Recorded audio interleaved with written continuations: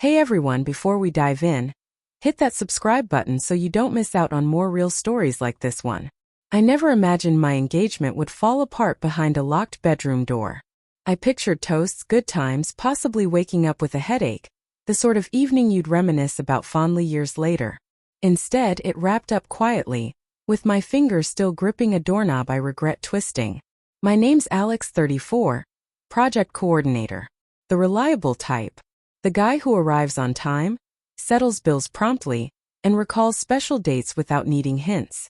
I was set to marry Sophia. Vibrant, outgoing, naturally magnetic. Folks always commented on how we complemented each other perfectly. I truly thought I'd secured my happiness on that foundation. The gathering was over at my buddy Liam's house. Spacious home in the suburbs, free drinks flowing, tunes cranked up loud enough to block out everything else. It was supposed to mark Liam's new job title. Sophia was shining that evening, chatting freely, moving smoothly between conversations. I observed her from the other side of the room, feeling that subtle pride guys often keep to themselves. In my mind I thought, she's the one I'll build a life with. Roughly an hour later, Liam asked if I'd run upstairs for more drinks. No big deal. I headed up, the music growing distant below. The upstairs hall was dimly lit, just a single light glowing at the far end. 3 doors along the way. I grabbed the handle of the first one on the left without a second thought. I really wish I hadn't. The room was softly illuminated by a nightstand light. Clothes tossed around carelessly. A wine glass, partly finished, sitting on the dresser. And on the bed Sophia. Not by herself. Her giggles stopped abruptly when our eyes met. Mine felt like the air got sucked out. Things didn't slow down dramatically like in films. No, everything rushed forward, etching every detail permanently. How she yanked the covers up far too late. How Jordan, my colleague, one of my groomsmen, turned ghostly white. How nobody uttered my name. I shut the door softly. Not out of composure, but because a switch flipped inside me, shutting everything down. No shouting, no drama. Just a deep, empty understanding. I went back downstairs, snatched my coat, and walked out into the chilly night. My hands didn't shake. That caught me off guard. If this is already hitting home for you, tap that like button so more people who might need to hear it can find this story. I didn't hop in the car immediately. I stood on the pavement, hearing the thumping bass faintly through the house walls, struck by how effortlessly folks keep partying, while someone's world crumbles on the floor above. Anger hadn't kicked in yet. What I felt was humiliation. Not for her, for myself, for overlooking what must have been plain to everyone else. In hindsight, the clues stack up perfectly. Sophia being protective over her phone. Jordan popping up wherever we went. Extended work meetings. Me opting for trust instead of gut feelings because trusting seemed grown-up, secure, admirable. Most assume betrayal crashes in dramatically. Doesn't. It slips in quietly, disguised as something familiar. Jordan messaged me about 10 minutes after. We can talk this through. Those words killed our friendship quicker than walking in ever did. Drop a comment. Was staying quiet the best move? Or should I have called them out right there? I drove back to my place, the apartment I kept since we hadn't combined households yet. I perched on the bed's edge, staring at the ring box on the nightstand. All those months of arrangements, invitations, payments, vows, boiled down to something tiny enough to vanish behind sofa cushions. This is the part nobody warns you about. Betrayal doesn't only shatter your heart. It rewrites your past. Every shared joke turns questionable. Every comforting word seems scripted. You mourn not just the partner, you mourn the version of you who bought it all.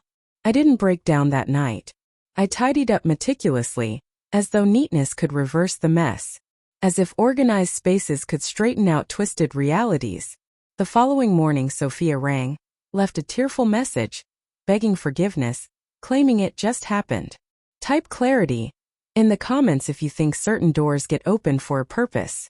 I didn't return the call. It wasn't about making her suffer.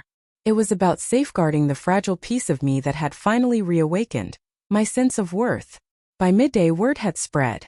Gatherings come with onlookers. If this brings to mind anyone who brushed off warning signs, share it kindly. Tales like these spread farther than direct advice ever could. The deepest cut wasn't losing her. It was discovering I'd been the final person aware of what was happening in my own story. And that was merely the start. Join the conversation below. Does betrayal sting more when it's intimate or when it goes public?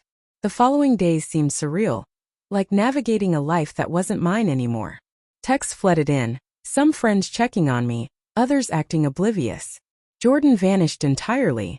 Sophia persisted, phoning repeatedly, leaving increasingly detailed messages about emotions, uncertainty, feeling alone. As if any explanation could erase the scene seared into my brain. I met up with Liam 2 days later back at his place, those same stairs. We talked at the kitchen table, right where the appetizers had sat during the party. He didn't make excuses for her or Jordan. He simply said, "You didn't earn that treatment. Sometimes that's the only truth that counts."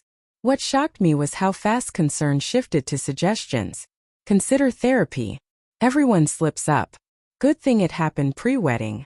Like the calendar could politely contain the damage. Like heartbreak offered returns. I came to an uneasy realization. Folks push for quick recovery because your ongoing hurt unsettles them.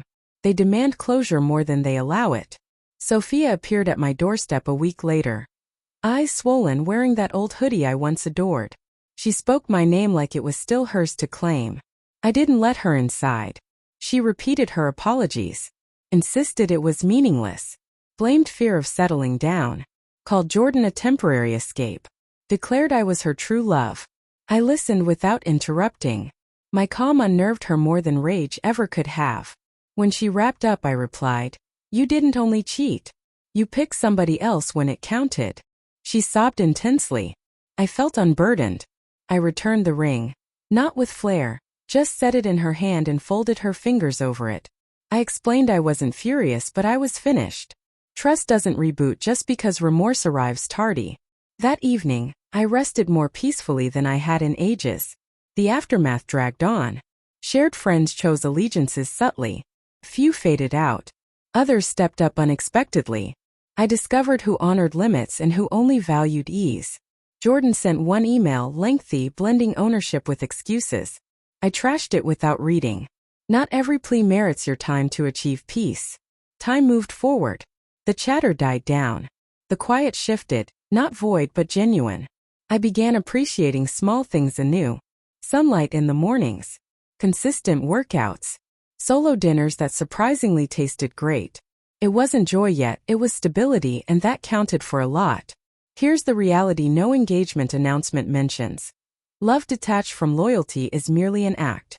I'd confused reliability with true devotion. I bumped into Sophia months afterward at a local cafe. Quick exchange, courteous. She appeared worn out.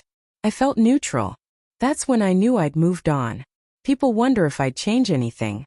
I wouldn't avoid that door. I had to witness it plainly. Certain truths demand evidence. What destroyed my engagement didn't begin that evening. It simply exposed itself. Betrayal isn't a sudden bolt. It's a gradual drip you dismiss until everything caves in. If you're hearing this and something seems wrong in your world, listen closely. Your intuition speaks softly compared to justifications, but it's almost always accurate.